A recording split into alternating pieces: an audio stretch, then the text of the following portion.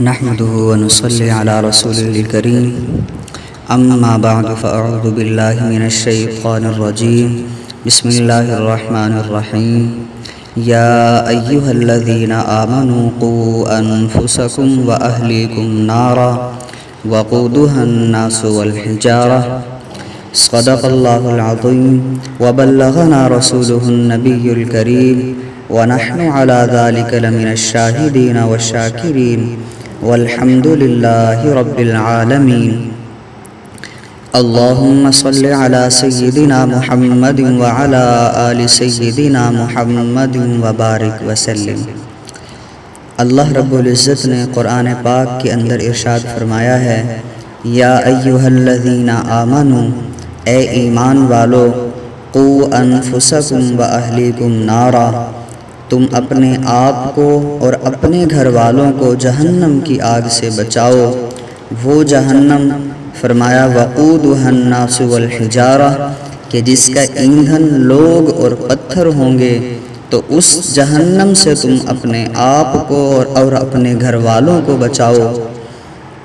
تو اس آیت کے تحت ہر انسان کے اوپر یہ بات لازم ہے کہ وہ خود اپنے آپ کو بھی اور اپنے گھر والوں کو جہنم سے بچانے کی فکر میں لگا رہے، ایسے اعمال کرتا رہے کہ جس سے وہ خود بھی جہنم سے بچ کر جنت کے اندر جانے والا بن جائے، اور اپنے گھر والوں کو بھی اس بات کی تعلیم اور تربیت دے کہ گھر والے بھی ان پر عمل کر کے جہنم کی آگ سے بچ سکیں۔ پہلا زمانہ ہوتا تھا کہ والدین اپنی اور اپنے اولاد کی اتنی فکر کیا کرتے تھے کہ ہم کسی طرح سے اپنے آپ کو بھی اور اپنی اولاد کو بھی جہنم سے بچ جانے والے بن جائیں۔ اپنی اولاد کی دینی تعلیم اور تربیت میں اسی فکر کے اندر وہ دن رات ایک کر دیا کرتے تھے، اور پھر اپنی اولاد کو ایسا بنا جایا کرتے تھے کہ جو وقت کے ولی قطب اور ابدال بن جایا کرتے تھے، اور باقی امت کے لیے امام رہبر رہنما بن جایا کرتے تھے، اور اللہ رب العزت ان کے ذریعے سے ہزاروں لاکھوں لوگوں کو ہدایت عطا فرما دیا کرتے تھے۔ چنانچہ ہندوستان کی سرزمین میں ایک عورت کو اللہ رب العزت نے بیٹا عطا کیا۔ جب بیٹا پیدا ہوا، میاں بیوی نے آپس میں یہ مشورہ کیا کہ ہم نے اپنے بچے کی تربیت کیسے کرنی ہے۔ والدہ کہنے لگی کہ تم اس کی تربیت مجھ پر چھوڑ دو، میں خود اپنے بیٹے کی تربیت کروں گی۔ بچے کا والد خوش ہو گیا کہ میری بیوی دین کے مطابق تربیت کرنے پر تیار ہے۔ چنانچہ والدہ نے بیٹے کی تربیت کرنا شروع کر دی۔ جب بچہ چلنے پھرنے بولنے کے قابل ہو گیا تو ماں اس کے سامنے اللہ رب العزت کی بڑائی کا ذکر کیا کرتی تھی، اللہ رب العزت کی تعریفیں کیا کرتی تھی کہ بیٹے اللہ رب العزت ایک ہیں، اللہ جیسا اور کوئی نہیں ہے، اللہ تعالیٰ اس پوری کائنات کو بنانے والے ہیں، اللہ تعالیٰ ساری کائنات کو روزی دینے والے ہیں، اللہ سب کو پالنے والے ہیں۔ اس طرح سے اللہ رب العزت کی تعریفیں، اللہ کی بڑائی چھوٹے بچے کے سامنے ذکر کیا کرتی تھی، تاکہ بچے کے دل و دماغ میں اللہ رب العزت کی عظمت بیٹھ جائے، اللہ کی محبت میرے بچے کے دل کے اندر بیٹھ جائے۔ جب بچہ کچھ دین سیکھنے کے قابل ہونے لگا، والدہ نے اس کو مدرسے کے اندر داخل کروا دیا۔ وہ بچہ مدرسے جانے لگا، دین کی تعلیم سیکھنے لگا۔ جب بچہ پہلے دن مدرسے سے گھر واپس آیا تو بچے نے گھر آ کر کہا، امی مجھے بھوک لگی ہے، مجھے کھانا دے دو۔ والدہ نے کس خوبصورت انداز سے اپنے بیٹے کی تربیت کرنی تھی، کہنے لگی میرے بیٹے، روٹی میں تو نہیں دے سکتی، روٹی دینے والا تو اللہ ہے، تم ایسا کرو کہ تم نماز پڑھو، اللہ سے دعا مانگو، اللہ سے روٹی مانگو، اللہ تعالیٰ تمہیں روٹی عطا کریں گے۔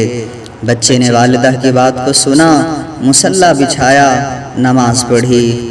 اس وقت وہ بچہ جیسی نماز پڑھ سکتا تھا وہ نماز پڑھی، نماز پڑھ کر اللہ سے دعا کرنے لگا، معصوم ہاتھوں کو اٹھایا معصوم زبان سے اللہ کے سامنے دعا کرنے لگا، اللہ مدرسے سے آیا ہوں، مجھے بھوک لگی ہے، اللہ مجھے کھانا دے دے۔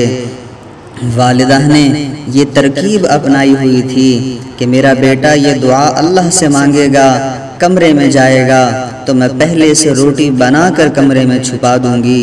جب بیٹا کمرے میں جا کر روٹی کو پائے گا کہ مجھے تو روٹی اللہ نے دی ہے، اس کا اللہ پر ایمان مضبوط ہو جائے گا، یہ ہر کام میں اللہ کی طرف رجوع کیا کرے گا۔ جب بچے نے دعا کی تو ماں نے کہا بیٹا کمرے میں چلے جاؤ، اللہ نے وہاں تمہارے لیے روٹی بھجوا دی ہوگی۔ ماں نے چونکہ پہلے ہی روٹی کمرے میں پکا کر چھپا دی تھی، جب بیٹا کمرے میں گیا، کمرے میں تلاش کیا، اس کو روٹی رکھی ہوئی مل گئی۔ بیٹے کا تو یقین اللہ پر مضبوط ہو گیا کہ اس طرح سے اللہ مجھے روٹی دیتا ہے۔ اب تو یہ بچے کا روز کا معمول بن گیا، مدرسے سے آتا، نماز پڑھتا، دعا مانگتا، ماں نے پہلے ہی روٹی بنا کر کمرے میں رکھی ہوتی، وہ وہاں جاتا، روٹی کھا لیتا، خوشی خوشی سو جاتا۔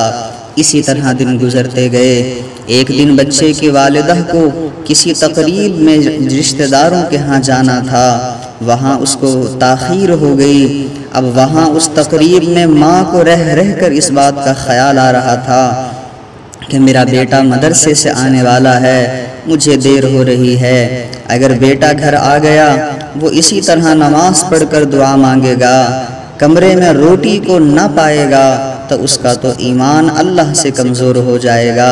وہ اسی غم اور فکر میں تھی، جلدی جلدی تقریب سے فارغ ہو کر گھر آئی، لیکن گھر آ کر دیکھا تو بیٹا مدرسے سے واپس آ چکا تھا، بیٹا کمرے میں سویا ہوا تھا۔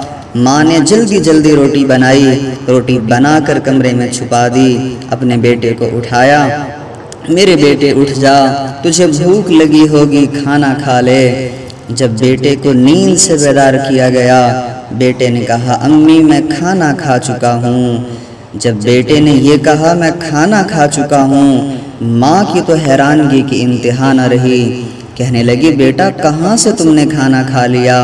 امی میں مدرسے سے آیا، آپ گھر پر نہیں تھی، میں نے نماز پڑھی، اللہ سے دعا مانگی، اللہ آج تو امی بھی گھر پر نہیں ہیں، مجھے بھوک لگی ہوئی ہے، اللہ مجھے کھانا دے دیجئے۔ امی میں یہ دعا مانگ کر کمرے میں آیا، یہاں مجھے روٹی رکھی ہوئی ملی، میں نے وہ روٹی کھا لی۔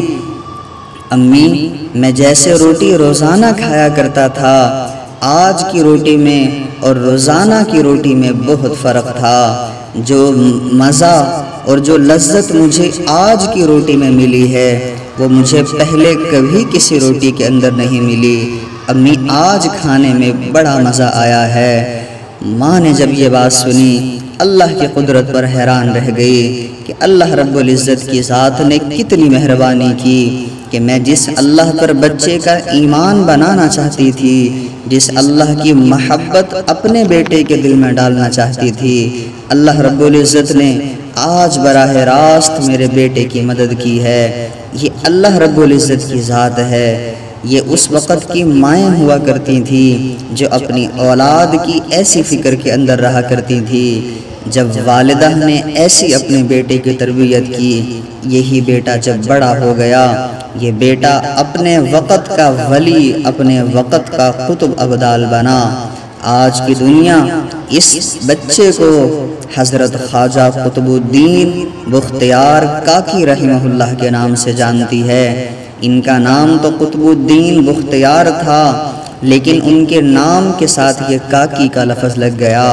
کاکی ہندی زبان میں روٹی کو کہا جاتا ہے۔ جب یہ روٹی والا یہ عجیب واقعہ ان کے ساتھ پیش آیا تو اسی وجہ سے ان کے نام کے ساتھ یہ کاکی کا لقب لگ گیا، اور پھر ان کو اسی نام سے پکارا جانے لگا۔ اپنے وقت کے اتنے بڑے اللہ والے بنے کہ وقت کے بادشاہ بھی ان سے متاثر ہو کر ان کی خدمت میں آیا کرتے تھے، ان کی مجلس میں آ کر شریک ہوا کرتے تھے۔ ان کے اتنے بڑے اللہ والے بننے میں ان کی والدہ کا ہاتھ تھا۔ اگر ان کی والدہ نے ایسی تربیت نہ کی ہوتی تو شاید یہ آج اس مقام پر نہ پہنچتے۔ ہماری ماؤں کو بھی چاہیے کہ وہ آج اپنی اولاد کی بھی اسی طرح دین کے مطابق تربیت کریں، اللہ رب العزت کی ذات پر اپنی اولاد کا ایمان یقین بنائیں، اللہ کی محبت اپنی اولادوں کے دل میں ڈالیں، پھر دیکھیں کہ ان کی اولاد کس طرح سے اللہ کا ولی بنتی ہے، کس طرح سے ان کی اولاد لوگوں کی ہدایت کا ذریعہ بن جائے گی۔